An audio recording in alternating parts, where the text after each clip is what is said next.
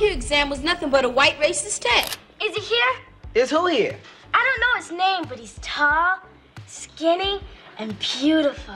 I give a lot of that to Esther Rolle because she wanted a husband on the show. They wanted to do it without a husband. And she said, no, I want a husband on the show. Did you know that the producers of Good Times tried to hide some things from the fans? Why did they want to keep certain facts secret? Sure, we had creative differences, as all cast members do about every project they're involved in, but nothing that defeated the purpose of the show. Were there things about the show's cast and behind-the-scenes stories that people didn't know?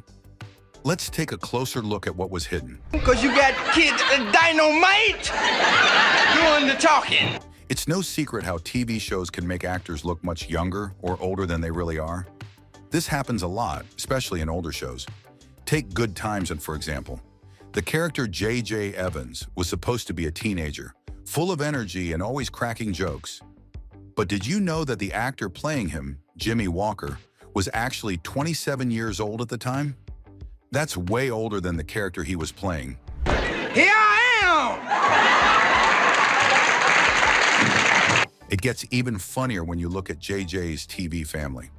John Amos, who played his father, James Evans Sr., was only 8 years older than Jimmie Walker in real life. Hey, well, you got your hat, get your coat. Please. So even though they were supposed to be father and son on TV, in real life, they were closer in age. This just goes to show how age on screen doesn't always match real life. And sometimes it's surprising how old or young actors actually are when playing certain roles. Michael Evans was the man behind the TV show. He made the show truly special. He created the character James Evans, who was actually named after his own father. Evans drew a lot of inspiration from his own childhood, bringing a realness to the show that people loved. Good Times became a huge hit, showing the ups and downs of a black family trying to make it in Chicago. You know how it goes, baby. Mr. Evans, as you know, we're an equal opportunity employer. But Evans wasn't only working behind the scenes, he also acted. Many fans know him as Lionel Jefferson from the shows All in the Family and The Jeffersons. Lionel was a fun character who brought humor and warmth to the screen. Evans played this role with so much personality that people couldn't help but love him. Because you got kids Dynomite doing the talking. Ruffling feathers with some dynamite. Sometimes being popular can cause trouble. That's what happened to Jimmie Walker, who played JJ on Good Times. People loved his funny character and the catchphrase he always said, Dynomite. Fans thought it was hilarious, and soon the show's director, John Rich, wanted JJ to say it in every episode. But this didn't make everyone happy. As JJ's fame grew, some of the older cast members felt pushed aside, especially Esther Rolle, who played Florida Evans, the mom and main character on the show. She thought the focus should be on family stories and real-life issues, not just on JJ's jokes. To her, it felt like the show was changing, and she wasn't too thrilled about it. So while Dynomite made fans smile, it ruffled a few feathers behind the scenes. Sure, we had creative differences, as all cast members do about every project they're involved in, but nothing that defeated the purpose of the show. The catchphrase became so popular that it made TV Guide's list of TV's 20 top catchphrases in 2005, ranking at number 14. It was one of those lines everyone remembered and repeated. Walker's famous phrase even inspired a popular kids magazine called Dynomite, which ran from 1974 to 1992. This magazine featured fun stories, activities, and comics that kids loved, and Walker was honored on its April 1975 cover. Amos felt that JJ's role was too silly and didn't show enough real-life issues. According to him, the writers would sometimes put a chicken hat on JJ and have him act goofy just to fill time. They made JJ a clown instead of writing meaningful stories that focused on important topics like family struggles and community problems. Amos believed the show could do much more to represent real, relatable issues instead of cheap laughs. I felt too much emphasis was being put on JJ and his chicken hat and saying Dynomite every third page. when just as much emphasis and mileage could have been gotten out of my other two children and the concomitant jokes. This disagreement about JJ's character created tension on set. Amos was vocal about his views, which didn't sit well with the producers. Eventually, it led to him leaving the show. While JJ's popularity with viewers was undeniable, the conflict over his character's role highlighted the difference between entertaining the audience and addressing serious issues. Amos wanted to show a strong black family dealing with real problems, not just jokes. As if Walker didn't already know how some members of the cast felt about him, Rolle thought JJ was being shown in a bad light. She once said, "He's 18 and doesn't work. He can't read or write. He doesn't think." She believed that the show was meant to highlight family values and struggles, not to make the oldest child seem foolish. Rolle felt JJ's character was being used to add negative images to the show. In her eyes, the writers had made JJ too silly, taking the show in a direction she didn't like. It's clear that Rolle was frustrated.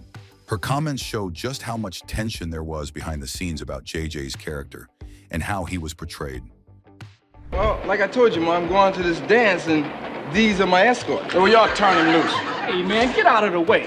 Also, when Amos's character was killed off in a car accident after he voiced his complaints, Rolle took a different approach. She didn't want to leave the show, but insisted on changes if they wanted her to stay. Rolle set 3 conditions. She wanted a higher salary, JJ's character to act smarter and more respectful, and the man her character married after her TV husband's death to be removed from the show. The producers agreed, and Rolle got her way. However, these changes didn't go over well with viewers. When JJ stopped being so silly and toned down his antics, the show's charm seemed to fade for many fans. The humor that made Good Times a hit started to disappear, and with it, the show's ratings dropped. It was an ironic twist. Rolle's efforts to improve the show's quality actually led to its decline in popularity. Fans missed the light-hearted, funny moments that JJ brought, and without them, the show just wasn't the same. Because you got kids Dynomite doing the talking. While Walker got lots of backlash from castmates, executive producer of the show, Norman Lear, probably experienced the most negativity. Norman Lear found himself facing a lot of criticism from many people, including Black Panther activists. These activists were upset with how the show portrayed black characters. They felt Good Times showed too many negative stereotypes about black people, and they wanted to know why. One day, a group of Black Panther activists showed up at Norman Lear's office at Tandem Productions to confront him.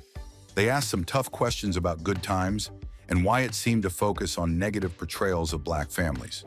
The activists were concerned that the show didn't show the full, positive side of black life, and they didn't want people to get the wrong idea about black people by watching it. This confrontation made Norman Lear think. He realized that he needed to show a more positive and strong image of black people on TV. That's when he decided to create The Jeffersons. This new show was about a successful black family, the Jeffersons, who were able to move to a fancy apartment in a wealthy neighborhood. The Jeffersons became famous for showing black people in a new light, successful, happy, and proud of their achievements. I hope you didn't have any trouble finding us. Oh, no, ma'am. I heard you all the way from the bus stop. Before Good Times brought laughter and family stories to the screen, there was Maude, and in it, the character Florida Evans, played by Esther Rolle. Florida was originally the housekeeper on Maude, a show about a strong, outspoken woman named Maude Findlay.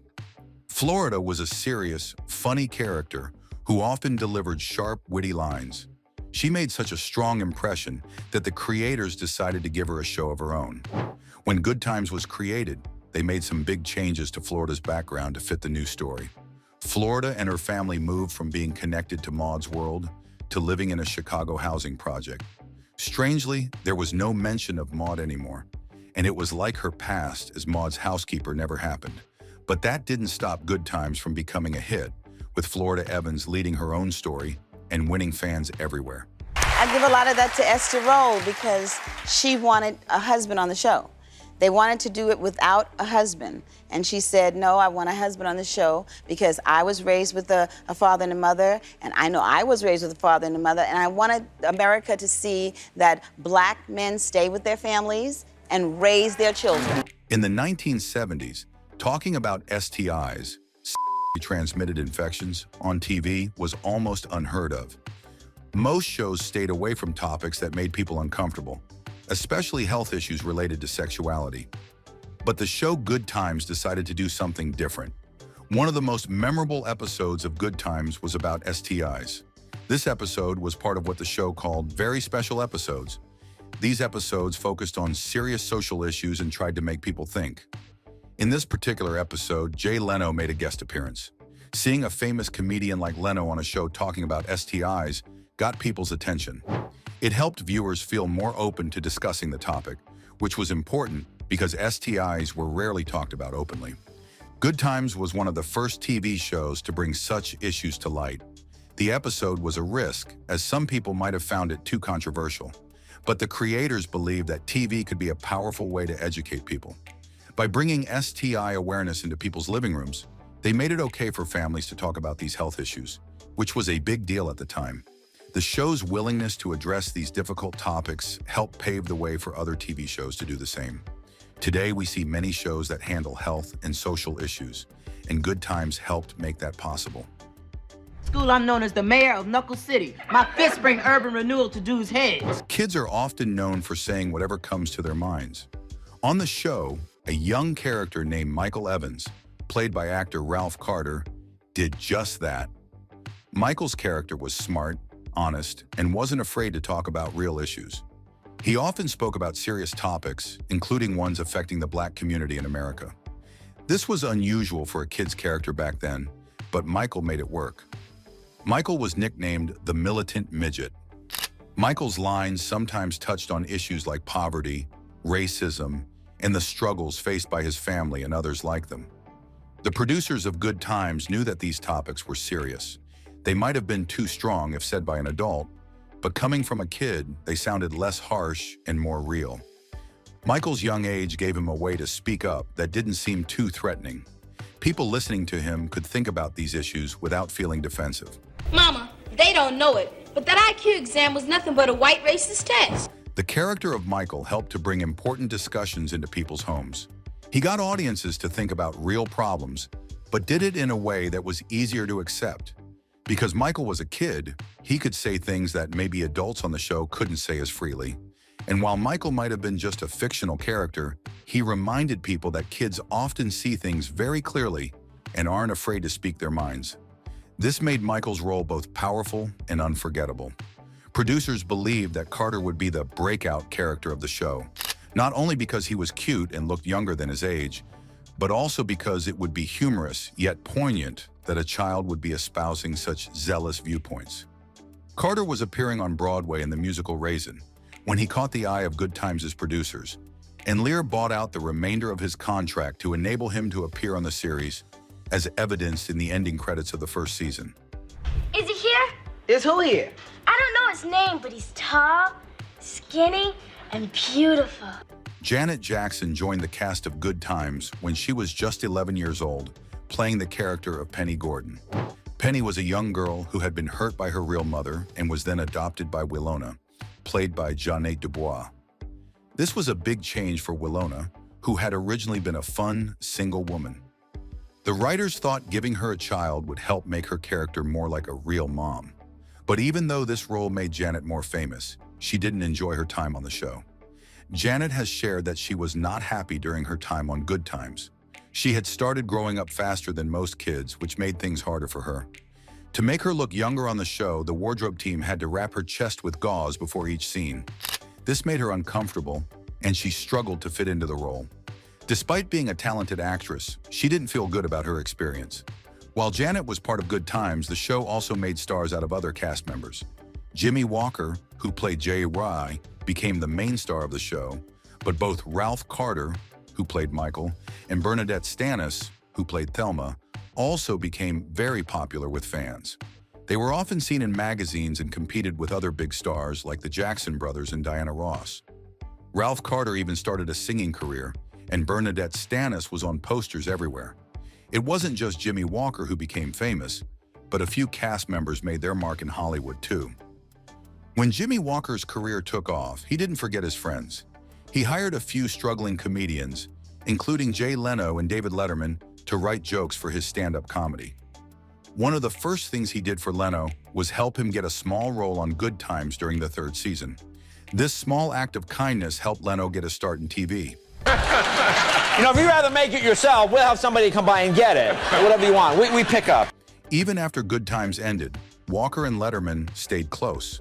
Letterman became the host of Late Night, and Walker could call him any time to appear on the show. Walker once shared with the AV Club, "David Letterman's a major star with billions of dollars, but he always told me, 'You're my friend. I will always have you on my show till the last breath in my body goes.'"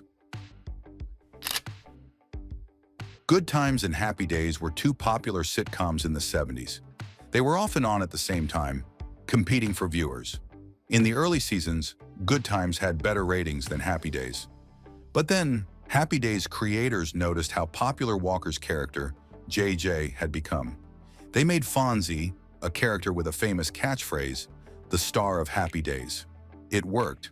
Happy Days became more popular and took over the top spot in the ratings. Here's a fun fact about Good Times that you might not have noticed. The bathroom in the Evans family's home was shown only twice on the show. What's even stranger is that both times the bathroom was shown, it was linked to storylines about drinking. In season 2, cousin Naomi visits the Evans family, but Naomi has a drinking problem, and this brings tension to the family. The bathroom appears in this episode when Naomi's issues start causing trouble. Then in season 6, Keith, the man JJ is friends with, becomes angry and turns to drinking. Again, the bathroom is shown in this scene too. It's odd, right? The bathroom, which was only shown twice, seems to be connected to serious moments about drinking problems in both situations. And another fact is that Gary Coleman, who played Arnold on Different Strokes, was a child star like no other. He was one of the highest paid child actors in the 1970s and 1980s. His big break came with Good Times when he was just 6 years old. He was spotted in a commercial for Harris Bank, which led him to get cast in Good Times. After that, he also appeared in The Jeffersons and became famous for his role in Different Strokes, where he played the lovable Arnold. So next time you watch Good Times, pay close attention to the bathroom. It's funny how a small detail like that can be part of bigger storylines. Chip Fields, best known for playing Penny's troubled birth mom on Good Times, actually auditioned for a different role on the show. She first tried out for the part of Thelma Evans, but the producers didn't pick her for that role. However, they didn't forget her and later cast her as Lynetta Gordon, a friend of Penny's mom. What's interesting is that Chip's real-life daughter, Kim Fields, also ended up on the show. Kim played one of Penny's friends, a student who rides the school bus with her. So even though Chip didn't get the role she wanted, her family still became a part of Good Times. And I almost forgot to mention that Esther Rolle helped create the show and had a big say in how her character would be shown. In the 1970s, it was common in TV shows for black families to be shown with fathers who were missing or absent. But Esther didn't like this idea. She wanted the show to show a full, strong family, with both parents in the picture.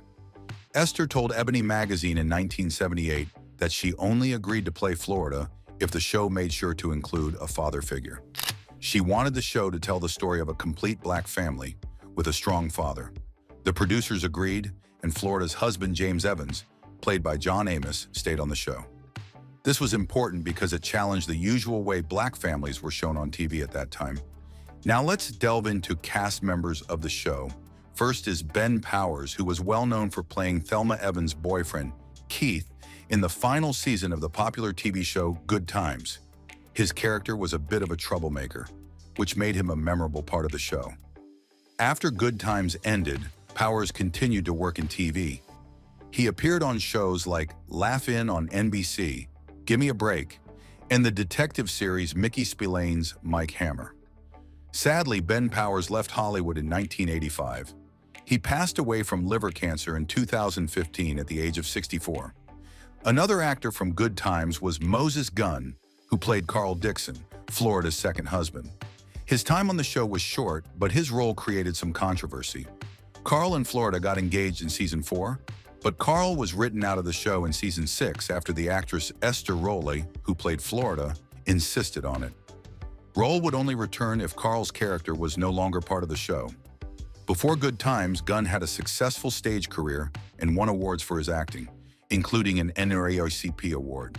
His last acting role was in 1993, and he passed away at 64. Chip Fields-Hurd appeared in only 4 episodes of Good Times, but her role as Lynetta Gordon made a big impact. Her character was a harsh mother to Penny, played by Janet Jackson, and that upset many viewers. In real life, though, Chip Fields-Hurd is known as a much kinder person. She has 2 daughters, Kim and Alexis Fields, both of whom became successful actors. Fields-Hurd also had roles in shows like The Amazing Spider-Man and Living Single, and she even worked as a director. Jeanette Dubois played the unforgettable character of Willona Woods, a fun and lively neighbor to the Evans family. Willona was known for gossiping and always bringing humor to the show. After Good Times, Dubois continued to build her career. She co-wrote and recorded the famous theme song, Movin' On Up, for the hit show The Jeffersons. Dubois worked in TV and film for many years, with roles lasting into the late 2000s and 10s. Sadly, she passed away in 2020. Bernadette Stanis, who played Thelma Evans on Good Times, became America's sweetheart thanks to her charm and talent. Thelma was the only daughter of Florida and James, and she quickly became a fan favorite. After Good Times, Stanis appeared in some commercials and guest starred in TV shows, often playing herself. But if you know her only from her acting, you might be surprised to learn that she's also an author. Stanis wrote 4 books, including the Situations 101 series, where she shares advice on relationships and finance. Ralph Carter was a standout in the theater industry after starring in Raisin on Broadway at just 12 years old, and producer Norman Lear was so impressed, he bought him out of his contract so he could be cast in Good Times. After playing the smart little brother of the Evans family, he became a disco sensation, releasing an album and 3 singles. But if you're looking for more recent acting work, you'll be disappointed. He retired from acting in 2005. Building Superintendent Nathan Booger Bookman was the subject of Willona's affections and Johnny Brown's most iconic role. If you're thinking his voice rings a bell, that's because he starred in the original 80s TV version of Alvin and the Chipmunks. He featured in Kenan and Kel and Everybody Hates Chris, and his last role was in 2013. He sadly passed away in 2022.